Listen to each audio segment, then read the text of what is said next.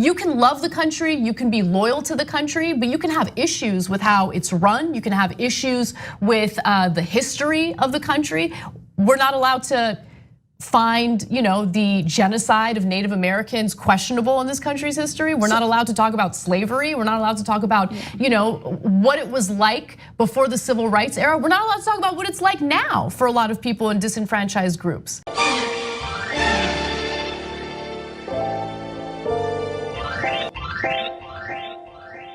Welcome back to Andrew Says. I wouldn't lie to you except for maybe this once, and nothing says a great video like some triggered Young Turks. No one's ever been as angry as the Young Turks overall, I guess, but especially in this video regarding Tulsi Gabbard on Dave Rubin, titled Tulsi Falls for Dave Rubin's Trap.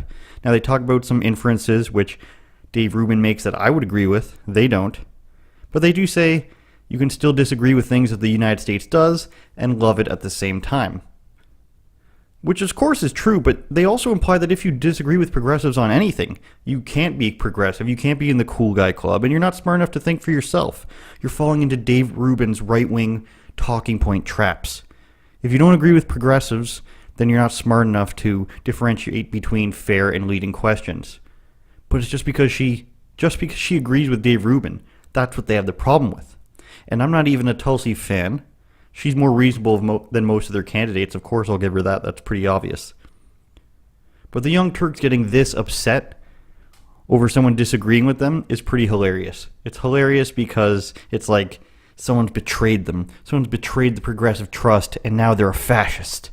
But I mean, to be fair to her in this instance, I don't know what he's talking about that distinguishes her as loving the country more in this right-wing framing than the other candidates. Like, what specifically about her? The fact that she's a veteran? Pete Buttigieg, I can't talk today. Pete Buttigieg is a veteran. So what's the difference here? The difference is that she kind of plays both sides when it comes to these kinds of issues. And so when we're talking about progressivism, I don't think it's progressive to not endorse Medicare for all or be a co-sponsor of it when it's first introduced and then sign on to it later when it becomes a presidential talking point. You're planning a run in 2018 and you sign on in 2016. And then your supporters go online and say Elizabeth Warren's the hack when she was a co-sponsor right away. So that's very fascinating to me. But keep going. What's your name? Now with this clip, all you have to do is watch the debates. And they'll tell you that the country's racist, the police are bad, people are coming to the country illegally, deserve free health care, which is something that the citizens don't get. They get to be part of the social services pool. The president's a Russian agent, and they probably would say Tom Brady's evil too, Deflategate and such, Spygate, these sorts of things. So you don't have to go far to see that there's a double standard that they're applying here, or maybe they're just not paying attention, I'm not sure. We saw this on Thursday again. Gun confiscation, no one could keep their private health care, and good God, did they look old. That HD lighting, that's the first thing I noticed when we put it on the TV. Joe Biden looks like he's made, I don't know what, plastic? What is he made of? Bernie Sanders, they all look so much older than they appear at other times. It's a sore sight for sore eyes. Wait, that's good, isn't it?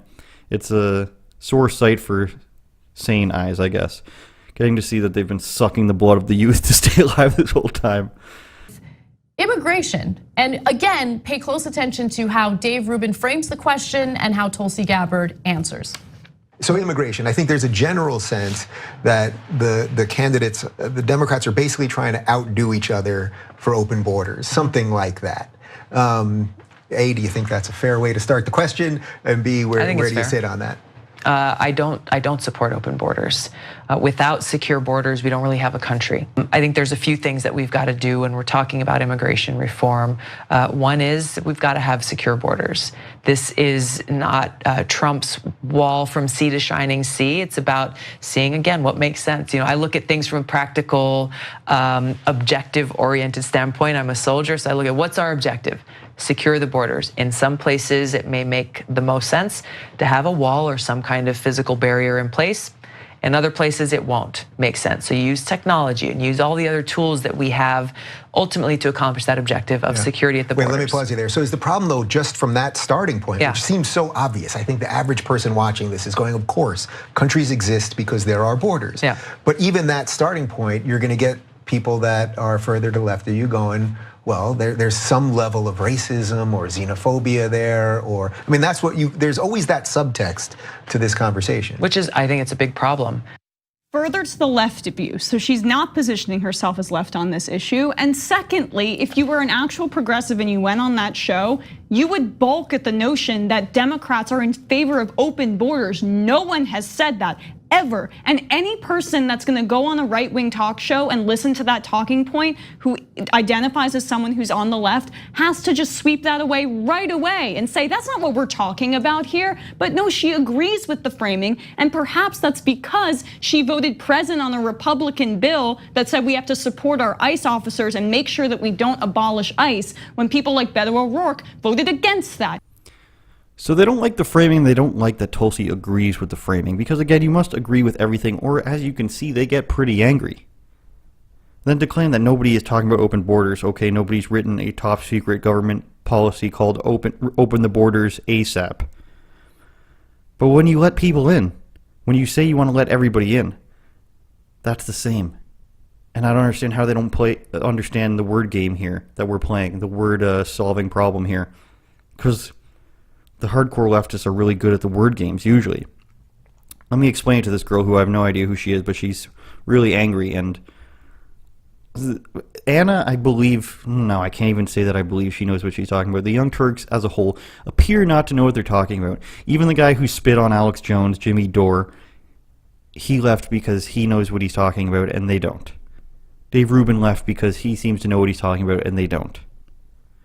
But let me explain it. When you combine the acts of catch and release with decriminalizing illegal border crossings, with letting in those who claim refugee status only after being caught crossing illegally, and you combine that with giving citizenship to those who are already here and those who you haven't caught crossing illegally, because that's the same thing. The 11 to 25 million, or however many people it is.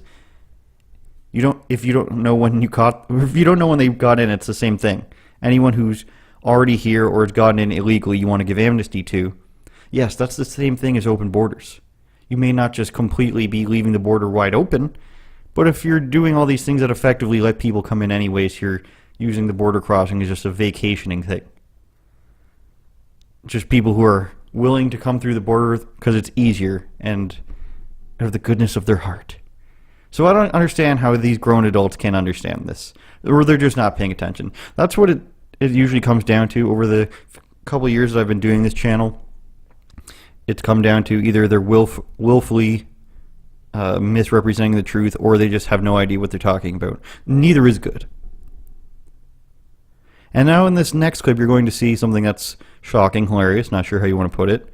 The Young Turks are explaining how they figured out that why Tulsi Gabbard is anti-interventionist, why she went to hear Israeli Prime Minister Netanyahu speak, and why she's against the boycott, divest, and sanction movement against Israel.